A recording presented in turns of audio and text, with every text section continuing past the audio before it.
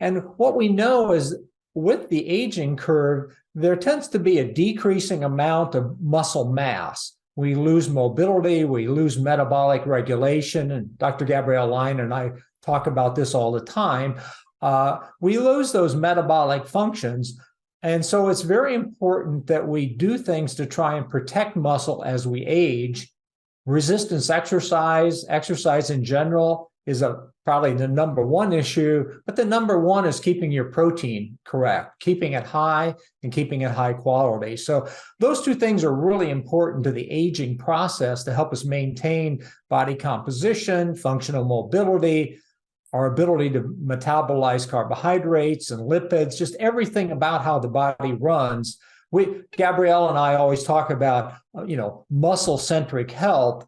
Basically, if your muscles are healthy, you've got a pretty good chance of a good, long life, healthy life. How much carbohydrates do we need, and how do we use them? We know that the body needs approximately 70 to 80 grams of glucose, blood sugar per day to run the brain, red blood cells, kidney. There are tissues that are absolute users of blood glucose, of sugar. The dietary guidelines people have put a safety margin on that. So we have an RDA of 130 grams per day. The average American is eating a little over 300 grams. So we're eating 3 times that.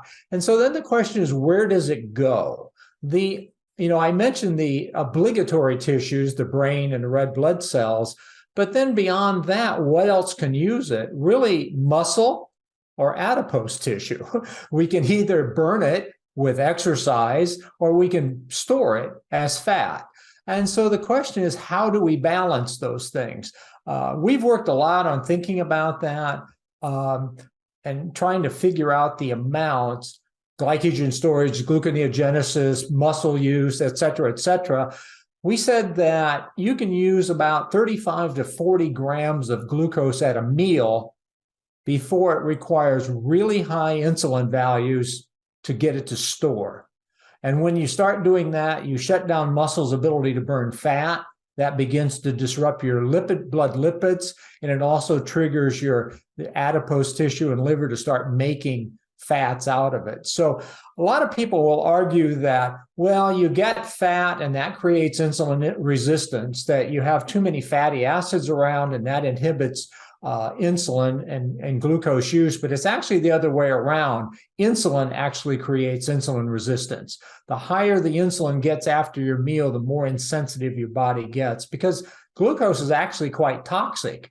It actually has its own disease. It's called diabetes. If you have too much blood sugar and it lasts too long, you damage basically every organ in the body, diabetes. Muscle is really your only flexible user of glucose. The other things are all set, and that gives you a number of around 100 grams per day. As I said, people are eating 300.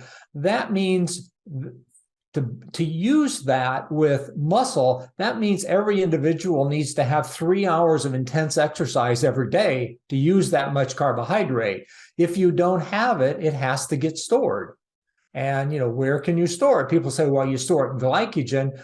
But if you're already carbohydrate full, those stores are already full. The only thing left to do is make it into fat.